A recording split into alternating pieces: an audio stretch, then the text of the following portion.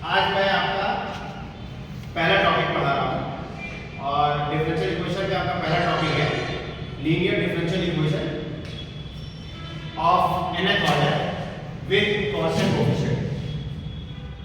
ये differential equation इस तरह से इसकी फॉर्म है a0 dn y over dxn plus a1 dn minus 1 y over dxn minus 1 plus a2 dn minus 2y over dxn minus 2 and so on। Last में लिखा an y is equal to qx। यहाँ पर a0 a1 a2 an ये जो आ रहे हैं ये सब कांस्टेंट्स हैं, जैसा कि इसमें लिखा है विद कांस्टेंट कोएफिशिएंट्स। तो ये सारे कोएफिशिएंट कैसे हैं? ये सब कांस्टेंट्स हैं। qx जो राइट साइड में फंक्शन आ रहा है ये x का फंक्शन होगा, इंडिपेंडेंट वेरिएबल x का फंक्शन होगा, और या फिर इसकी वैल्यू कांस्टेंट हो सकती है, जैसे 0 भी हो सकता है, 1 2 3 कुछ भी हो सकता है। साथ ही साथ a0 जो है वो 0 नहीं होना चाहिए। क्यों नहीं होना चाहिए? क्योंकि अगर a0 0 हुआ तो फिर ये जो डिफरेंशियल इक्वेशन है इसका ऑर्डर n नहीं रह जाएगा, nth ऑर्डर की नहीं रह जाएगी। इसलिए n की वैल्यू a0 की वैल्यू 0 नहीं होनी चाहिए। अब इस इक्वेशन को हमने इक्वेशन 1 मान लिया है। अब इस इक्वेशन को हम रीराइट कर रहे हैं शॉर्ट फॉर्म में। कैसे लिखा हमने? ये आप जानते हैं कि जो d by dx है इसको आप as a differential operator write down करते हो, कैपिटल D लिखते हो सिंबॉलिक फॉर्म। तो इसको हम एज अ कैपिटल D के फॉर्म में हमने डिफरेंशियल ऑपरेटर फॉर्म में लिखा। तो जैसे ये nth ऑर्डर का डेरिवेटिव है तो ये हो जाएगा d की पावर n।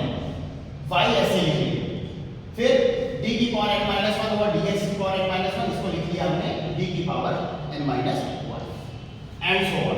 ऐसे ही चलते हुए आगे हम लास्ट में a n y as it is रहेगा qx। अब इसमें आप देखेंगे तो LHS में y कॉमन था तो हमने y को कॉमन निकाला, y कॉमन आ गया।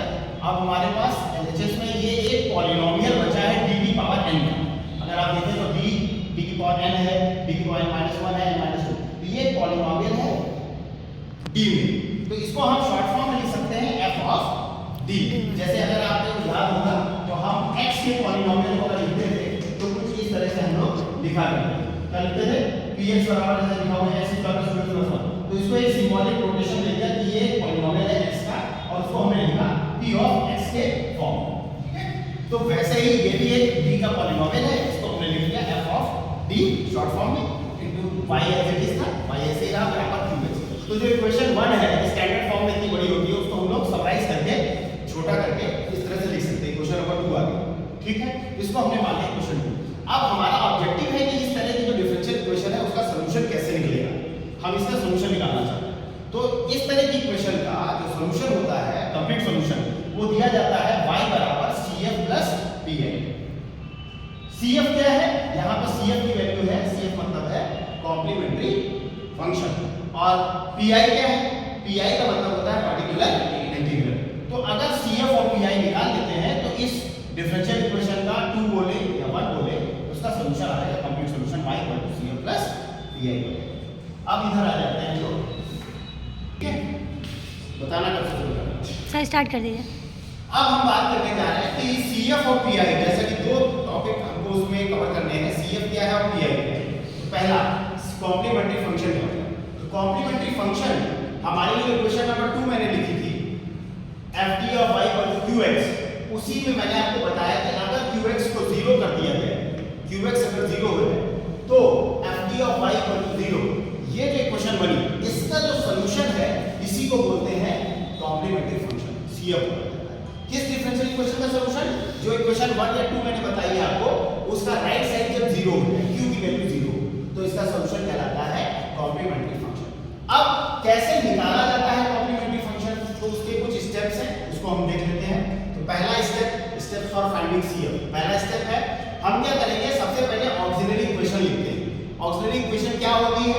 इस इक्वेशन के लिए, डिफरेंशियल इक्वेशन के लिए ऑक्सिलरी इक्वेशन कैसे लिखेंगे?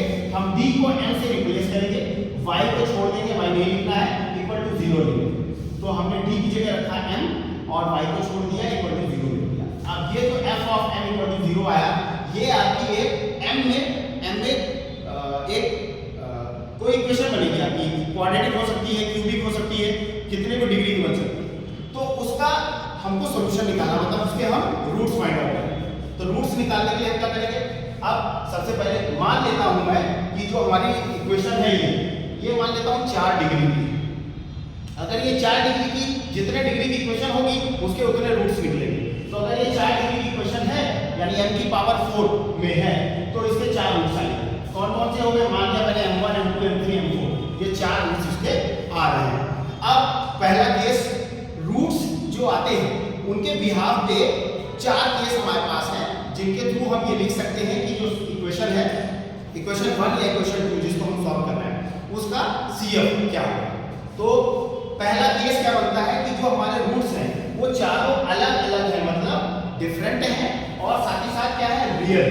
तो roots are real and distinct. अगर ऐसा केस बनता है कि रूट्स हमारे वास्तविक हैं और अलग अलग हैं, चारों अलग अलग रूट्स हैं, तो हम कैसे CF लिखते हैं। CF लिखने का तरीका क्या है, C1 e raised to the power m1x plus C2 e raised to the power m2x plus C3 e raised to the power m3x and so on। तो जितने भी रूट्स हैं वो ऐसे ही आपके एक कांस्टेंट लगेगा हर एक रूट के करेस्पॉन्डिंग और e की पावर में x के साथ में उस रूट को लिखा जाएगा।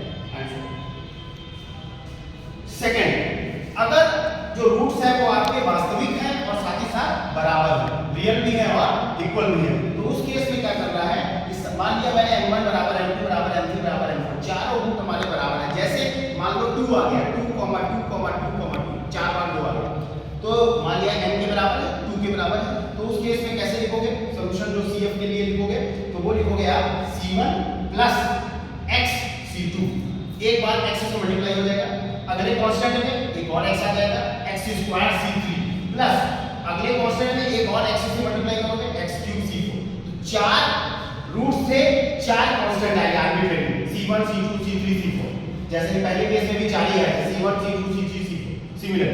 तो जितने रूट आते हैं उतने ही कांस्टेंट्स आर्बिट्रेरी हमारे इसमें CF में आपको दिखेंगे। और लास्ट में e की पावर mx एक बार लिखा जाएगा, जो जैसे अगर 2 है तो e की पावर 2x, ठीक है। अभी इतना हुआ, अब अगला केस देखते हैं इसके बाद। अब आ जाते हैं केस थर्ड। केस थर्ड हमारा है जब हमारे रूट्स इमेजिनरी हो।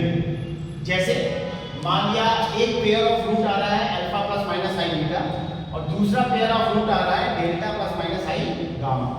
तो उस केस में कैसे CF लिखेंगे हम, तो CF लिखने का तरीका यह है कि जो रियल पार्ट है रूट का, जैसे कि अल्फा है, तो वो e to the power x के साथ मल्टीप्लाई हो जाएगा, e to the power alpha x, और ब्रैकेट में जो इमेजिनरी पार्ट है i के साथ में क्या है बीटा, तो बीटा जाएगा cos और sin के साथ, ब्रैकेट के अंदर में कैसे लिखेंगे C1 cos beta x plus C2 sin beta x plus, अब इसी तरह से दूसरा फैक्टर है delta plus minus i gamma, इसको भी ऐसे लिखा जाएगा। तो इसका रियल पार्ट है delta e to the power delta x, bracket में चले जाइए C3 cos gamma x plus C4 sin gamma x।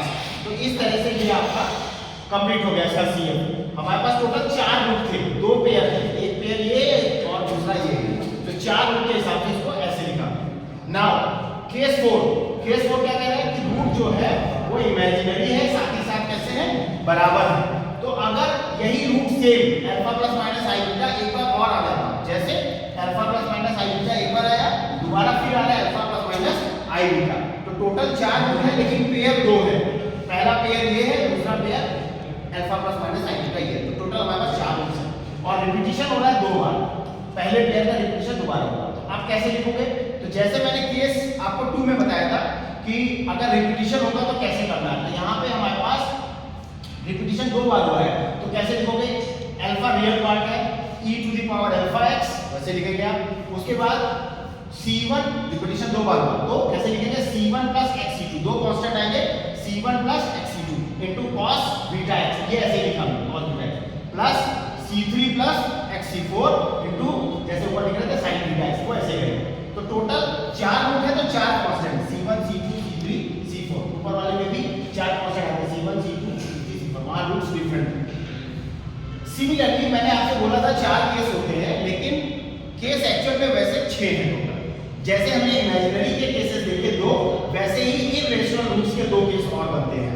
Irrational root आपका कैसा होता है, ऐसा होता है alpha plus minus root beta, जैसे 2 प्लस माइनस रूट 3, ये या 4 प्लस माइनस रूट 5 ऐसे करते हैं। तो मान लो यहाँ पे 4 रूट हमारे पास इक्वेशन है, दो पेयर में आएंगे ये भी, alpha plus minus root beta और delta plus minus root gamma. तो इसको हमने ऐसे लिख लेना है, ये लगभग सिमिलर रहता है, बस चेंज कहाँ पे आएगा, यहाँ cos बीटा x लिख रहे थे, यहाँ हो जाएगा cos, यहाँ हाइपरबोलिक फंक्शन आएंगे, तो cos hyperbolic root beta x, क्योंकि यहाँ पर रूट बीटा है, i तो है नहीं, रूट बीटा, तो x के साथ में रूट बीटा रहेगा और हाइपरबोलिक फंक्शन यूज होगा, तो cos hyperbolic root beta x plus c2 sin hyperbolic root beta x। तो ये हो गया पहले पेयर के लिए। दूसरा पेयर है delta plus minus root gamma, तो उसके लिए e की पावर real part delta e to the power delta x, और ब्रैकेट में फिर वैसे ही दो कांस्टेंट यूज हो गए c1 c2, तो अब आएगा c3, फिर से वही cos हाइपरबोलिक, अब की बार रूट गामा है तो root gamma into x plus c4 sin hyperbolic root gamma into x। इस तरह से हमारा ये केस 5 हो गया। और केस 6 में क्या हो जाएगा, अगर यही रूट रिपीट कर जाता, alpha plus minus root beta दो बार आ जाता है, तो बिल्कुल वैसे ही करना जैसे इमेजिनरी में रूट रिपीट हुए थे तो हमने किया था, बस चेंज कहां पे आएगा, यहाँ पे cos बीटा की जगह पर जैसे हमने यहाँ पे किया है cos hyperbolic root beta x, तो वैसे होगा e की पावर अल्फा x, रिपीट दो बार हुआ है रिपीटिशन, तो c1 plus x c2 cos hyperbolic root beta x plus अगली बार sin hyperbolic root beta x के साथ में दो कांस्टेंट और c3 प्लस x c4, क्यों, क्योंकि दो बार रिपीट हुआ, अगर तीन बार होता रिपीट यही रूट तीन बार तो c1 plus x c2 plus इसके बाद एक टर्म और आता है x स्क्वायर c3, तीन वहां पे कांस्टेंट हो जाते हैं और तीन यहाँ आते हैं, तो यहाँ पे आता c4 plus x c5 plus x square c6।